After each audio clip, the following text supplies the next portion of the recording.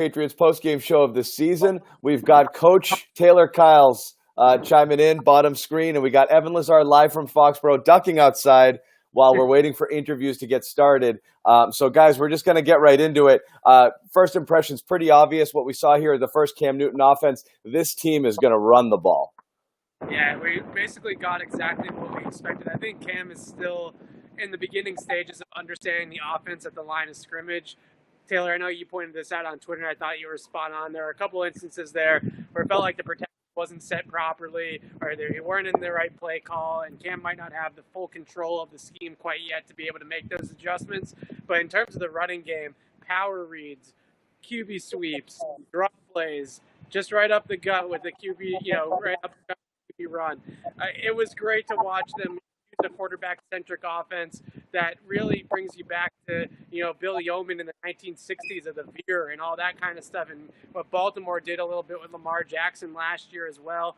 It's a lot of fun to watch them be able to do all these different things. And you see the formula together. The bully ball offense, run the football, score 21, 24 points a game. The defense is going to do its job, and you're going to win 9-10 games doing that. Are you making 1960s football references like this is a Friday Belichick press conference? Know the name. The veer Fireside chats with Bill Belichick. That's where you see references like that. And then on this postgame show with Evan Lazar. Taylor, let's get your thoughts. Yeah, I think we covered the ground game. So in terms of the passing game, I think that was what we were expecting as well. Obviously, a lot of it's going to be in the short game and expecting guys to get yards after the catch. But then we did see them struggle on third and long when you knew the pass was coming because, like we already knew, guys are going to struggle to separate outside of Edelman. We did see the Patriots at least try to give the Miami Dolphins some idea of something else by getting Cam involved in the run plays. I know some people didn't like it in the 2-minute drive, but when you think about it, Cam's your biggest weapon on offense, and you want to at least give defenses the thought that if we don't defend Cam Newton on these plays, he's just going to take off. So it's either going to affect the front or the coverage. I liked seeing him try to get N'Keal Harry involved when he saw off coverage. So we're seeing Cam find the mismatches that he needs to take advantage of. And like last year, we're going to see this offense thrive. If they're going to go deep, it's got to be on play action. So that's just going to make the ground game even that much more important because if they can establish it and get those linebackers to suck up like we saw, there was one RPO, but most of it was a lot of play action, I believe.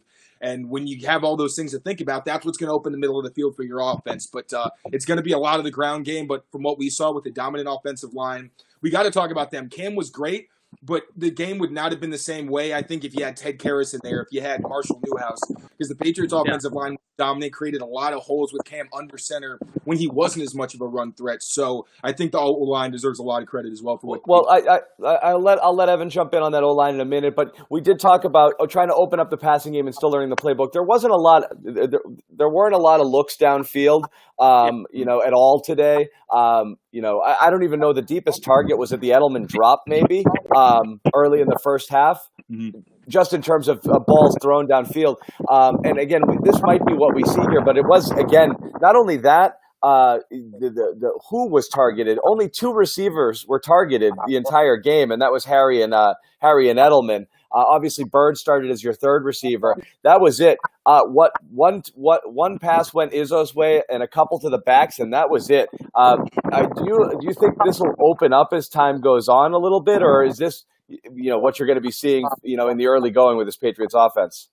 Well, I think that there's a little bit of a trust thing going on there where you have to be able to trust Cam to open it up a little bit more. But I also think that in this matchup against Miami, you got Byron Jones and Xavier Howard on the outside for this team. 2 really good corners that being paid big money to guard guys out there for Miami. So I think that from a game plan standpoint, going down the field and testing those guys time and time again with an offense that hasn't really worked hasn't worked together a whole lot, obviously no preseason games. I think it was just the game plan today to just run the football, focus on that, get the running game going, because remember, the one thing with this style of running game is that you need reps. You need repetitions to be able to get this running game going, the misdirections, the kind of chemistry at the mesh point between back and running back and quarterback. You have to be able to do those types of things over and over and over again. So I think that what we're starting to see them do is start to build that part up, focus on the running game now, and maybe we'll get into some deeper passes against a different opponent. I just don't think this was the right team to go ahead and attack those 2 corners time and time again with these types of receivers. I think it was going to be a long day, and this was a nice game plan by Josh McDaniels. Yeah. Yeah, and I know that we love the splash plays where you get a guy deep down the sideline, but realistically, the Patriots' offense isn't built to do that, at least early on. We know that Belichick always says the first 4 weeks are kind of like an extended preseason. Well, we didn't have a preseason, so you're seeing the bare bones of what this offense is right now in terms of the identity that they want to have. And we've seen that it's a pretty effective one. They barely passed the ball. Like we said, they only had 2 or 3 targets outside of the running backs, but you still saw that they were efficient, which is what the Patriots offense is going to be. It's efficiency, it's long drives that take the ball out of the other team's hands. And then when they kind of come up and they decide, all right, we're going to stop the run with loaded boxes, all those things, that's when you see the play action over the middle, which, again, I know the boundary reps are more exciting because it's deep downfield, but when you get a guy deep in the middle of the field with those kind of passes, it's easier for him to get more yards instead of just kind of being forced to the sidelines. So I think we saw more big plays relative to the Patriots offense than they may get credit for because it was disguised with play action, which seems like, I guess, a less earned version of a deep throw. But for what we saw right now, I think that was the best case scenario. The Miami Dolphins knew what they were doing. I think it's important to understand also that the Patriots game plan wasn't anything exotic. It's what we've seen from Cam. I was watching film of Cam against the Seahawks in 2018. The game plan was almost identical. There were just less passes. It was just a lot of dominant runs and putting themselves in good positions with play calling, which was more to premium since, as we said, Cam can't really do a lot of those himself yet. So early on, I think that was the best case scenario for what we could have seen for this offense. Okay, the offense is going to get all the flow, and all the talk here because you had no idea what you were going to see. I mean, again, this is roughly a version of what you expected, but you just didn't know how it was going to work.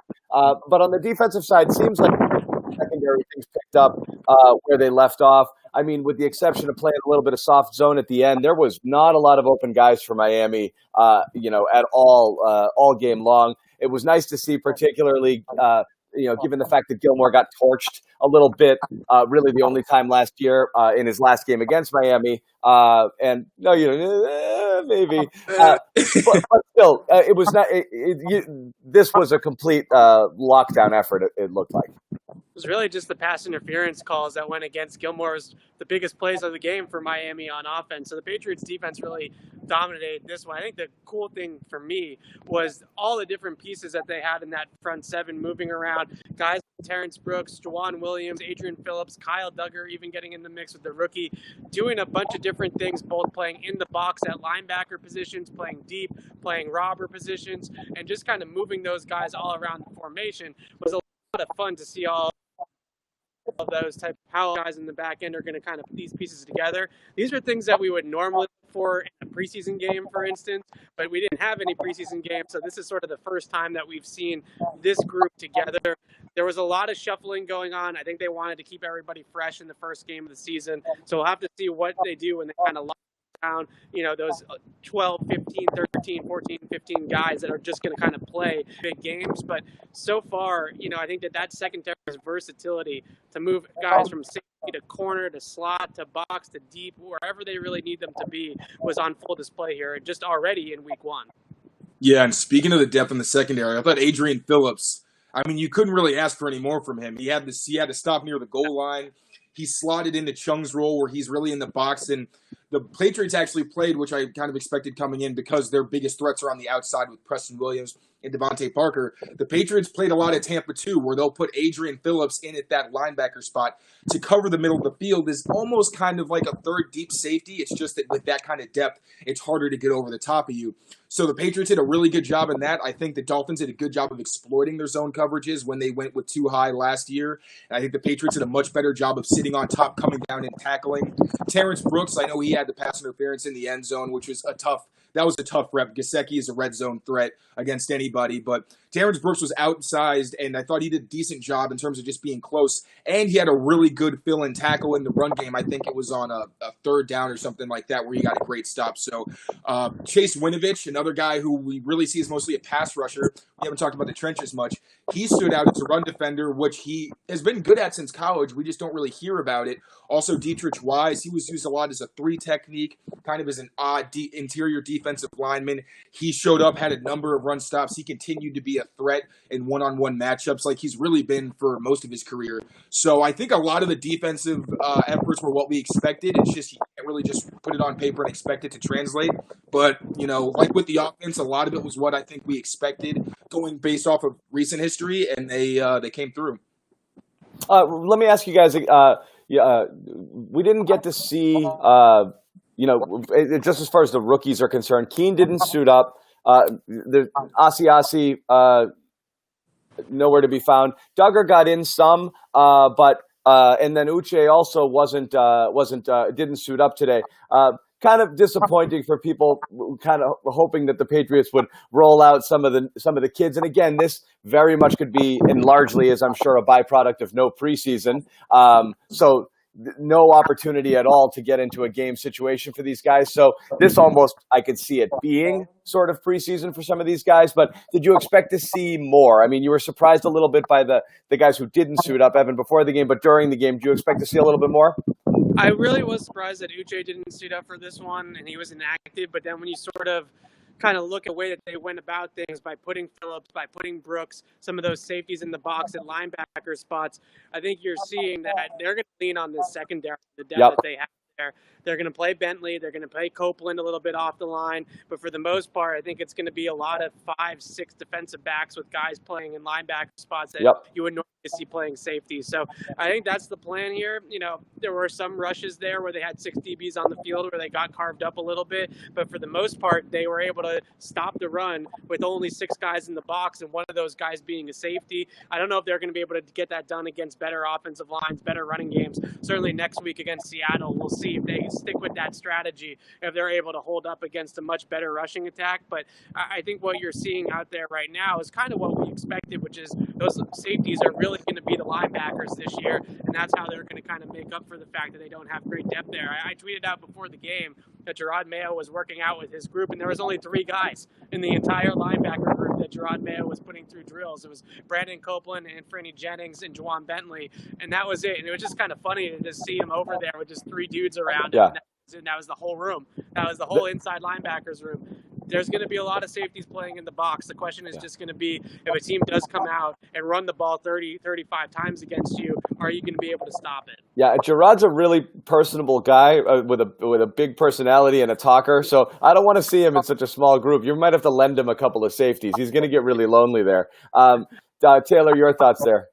Yeah, well, then speaking of that limited group, I think Anthony Jennings is someone who's gone under the radar since we got him. He's a very versatile player who I think was kind of miscast because he's a bigger guy you expect to be on the line of scrimmage. He was playing in coverage off the line of scrimmage. He was playing on the line of scrimmage against the run. There was a pass completed over his head, which really wasn't his fault because it was play action and the route was designed to be too deep for any, linebacker, hold defender to really beat out. But I thought it was good to see Anthony Jennings starting over Uche, who a lot of people slotted in as possibly being someone who was going to play more than Jennings. He showed me that he's picked up the system quickly, which is a large part because he comes from that Saban defense where a lot of the stuff the Patriots do on their early downs and some of it on the late downs is similar to what they do in Alabama. So I thought it was great to see a young guy being able to get on the field and not really be exposed.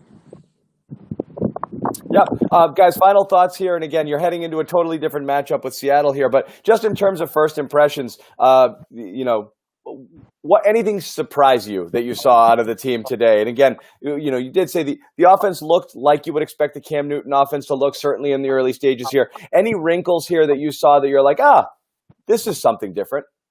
I was a little bit surprised. I mean, it's not a major one by any means because I think most of what they did was pretty expected. But Michael Onwenu getting a lot of run at right tackle, kind of splitting with Jermaine Illuminor there at that spot for most of the game. In camp, that was not the case. It was all Illuminor. So I think clearly what we're seeing is over the last couple weeks since the practices have closed down to the media, it sounds like Onwenu has taken kind of a step forward here and sort of carved himself out a role as a 6th offensive lineman, a guy that can rotate in. Playing him at tackle, I think, was a major surprise. I really didn't think that he had the foot speed or the ability to change directions quickly enough to play out there, but he did it pretty well here today. He was the 6th offensive lineman in a lot of their tackle-eligible situations as well. So he's obviously kind of coming along here a little bit, and that was something that we didn't really see much of in camp. He was playing most guard and inside at camp, a little bit of center. Now all of a sudden he's playing right tackle in the actual game. So I think that they're really high on Onwenu and Justin Herron, the other rookie offensive lineman as well. Those 2 guys, kind of got the spotlight here a little bit more today, especially Onwenu, than some of the other rookies that we maybe were expecting, like the tight ends or the linebackers. Yeah, I love that you said that because the 10 offensive linemen on the roster, I was like, there's no way they're not going to go heavy, especially with the depth at tight end. You saw that Izzo can really be more that move tight end, and then they just go big. I loved seeing that. But frankly, when it comes to Seattle, I think we're going to see a very similar game plan to what the Panthers did against the Seahawks in 2018, where it's a lot of misdirection to hold those really intelligent linebackers. And they run almost identical schemes. The Seahawks run a lot of single high zone, and then they'll mix it man when they know the back, things like that. So a lot of the concepts we're going to see, I think, could translate next week. Maybe we'll see more of the passing attack. I think that's going to slowly grow, so I don't really want to put any expectations on that. But I think we're going to see a similar game plan offensively, and then defensively, Russell Wilson and Tyler Lockett are a whole different animal, present a whole different challenge. So that's going to be different. I think we're going to see some philosophical changes. But, I think the Cam offense that we saw today is going to be very similar next Sunday.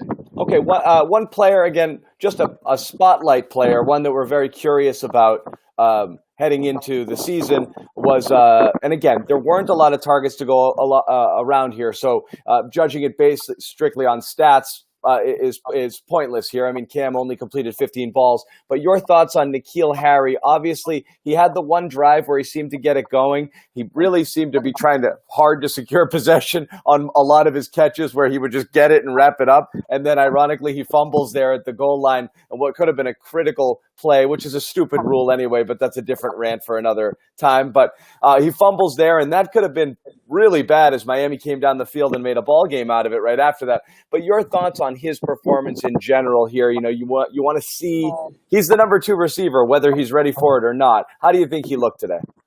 I actually thought he looked really good outside of the fumble, which is such a bummer because it seems like that's a microcosm of his entire career so far, where he strings together 3 or 4 good plays and then he's got one boneheaded mistake that kind of grabs all the headlines away from what he did well. There's a couple of different plays there where he really battled at the catch point, like you said, John, and boxed guys out that were trying to get their hands in there, and he used his size, he used his big frame to kind of shield the catch point and bring in those balls. He had a nice kind of curl there, too, that he had to catch on down the field, which was nice. And then on the block on Cam's, I think it was Cam's second touchdown run on one of those QB sweep plays, he was the one guy on that side of the field, and if he doesn't make that block, then Cam doesn't get into the end zone. So he did execute the block pretty well there. I know people want to see the downfield targets. The fumble is obviously hugely costly, and that's a big bummer, I think, for me, because I thought N'Keal looked good out here today for the most part, and was just sort of that one play is going to end up, kind of grabbing all the headlines, like I said. But a nice building block, I think, for him to be able to get some separation, be able to demand some targets, and actually win at the catch points consistently here in this one. Absolutely. And I think comfort is just a big part of it for N'Keal Harry. Like, we've seen that when he's confident, he can do some amazing things. And it's easy when it's an athlete, especially a young athlete, to just assume that they can slot into this thing that they've been doing since they were kids.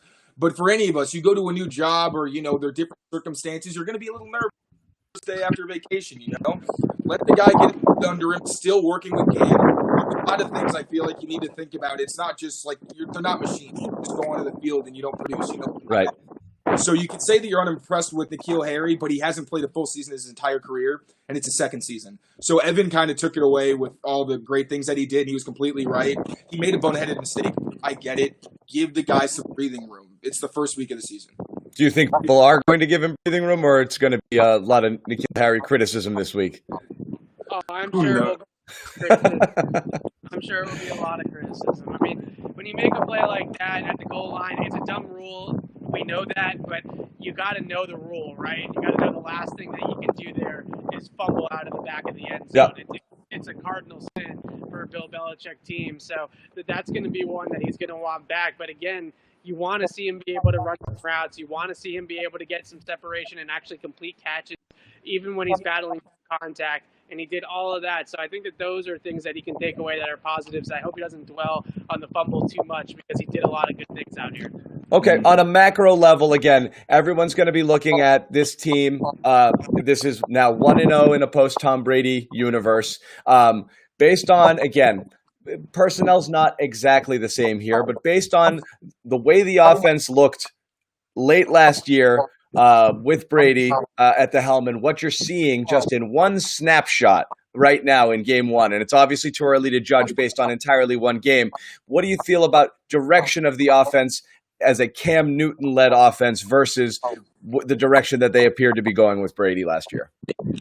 Well, I think this was the offense that you saw with Brady more or less in terms of the separation down the field, Yep. getting guys open, and they had those sort of issues last year. I think today they had some issues as well with the downfield passing game. But what you saw was that they don't need to be heavily reliant on the downfield passing game. When that's not working, they now have a running game that adds a completely different element to the offense that they didn't have with Brady under center. So I think what you're seeing is that, maybe that can make up a little bit for the fact that they don't have, a stud receiver on the outside of Julian Edelman. They don't have a guy that's going to really beat coverage and create tons of separation and be that, number one receiver, so to speak. But they might not necessarily need it if they can kind of mask that with the fact that they can now have this quarterback-centric running game and really stress defenses, put guys in conflict, use misdirection, all that kind of stuff can kind of, mitigate the fact a little bit or positive the fact a little bit that they're not going to be this prolific passing offense that we've seen, from the Patriots in the past. So in this offense, I think Cam Newton is a better fit for this unit, for this personnel, and I've been saying this for a while, than what they would have had with Brady. That's what we're trying to get at, right? Is it? You think it's a better fit? Taylor, would you agree? Yeah, it's just a step into the future. I think a lot of what we saw was the offense in the NFL is opening up because of these mobile quarterbacks, and you can see it on small runs. The fact that the backside end has to usually respect Cam means that running backs can kind of get ahead of steam on those runs and then go downhill in a way that's usually tough to do from shotgun. So shotgun, obviously, you're usually thinking pass, so it's another element that makes you think, makes life easier on everybody else. So again, Evan killed it. This is a step in the right direction for the offense in terms of what they can do, and there's plenty that we haven't seen in terms of Asiasi, in terms of Keen, guys who are still getting up to speed in the system. So I think it's definitely a step in the right direction. Okay, step in the right. How much of it you think is just? I wouldn't say. We always talk about it being a copycat league. Usually, people are copying the Patriots. How Ravens-like does this look to you in terms of approach? They haven't used as many concepts as the Ravens do. I think the Ravens use a lot more tight end in the backfield and use them to kind of get people going in the wrong direction. There's a lot more pistol that the Ravens use, so it's not the same thing. But frankly, teams run a lot of the same things. Like, it's a copycat league because most concepts are the same. You're just accommodating your personnel. Cam is more of a downhill runner. He's not Lamar Jackson where you really want him on the edge a ton unless the defense isn't respecting you outside. So I think what you're going to continue to see is a lot of Cam with the option to somehow go to the middle of the defense or at least have that be a threat. Right. All right, guys, final thoughts before we wrap it up. Oh, we lost Evan. Taylor, final thoughts from you, because everybody I know who is here is going to want to watch Tom Brady in a little bit. But I'll just ask you, how do you think what are you expecting out of Brady in his debut? I think he's going to make a lot of the smart decisions. He's just going to put them in the right plays, which I think will help them survive against I think this is a really tough test for them because the Saints have been together. They've got that chemistry. I think we're going to see some deep shots to some of his good guys. Is Mike Evans active? I haven't even... Mike Evans was trending probable as at last I saw. So I think we'll see some deep shots to him just because he's such a dominant force, and we know that Brady likes his 50-50 guys when he trusts you.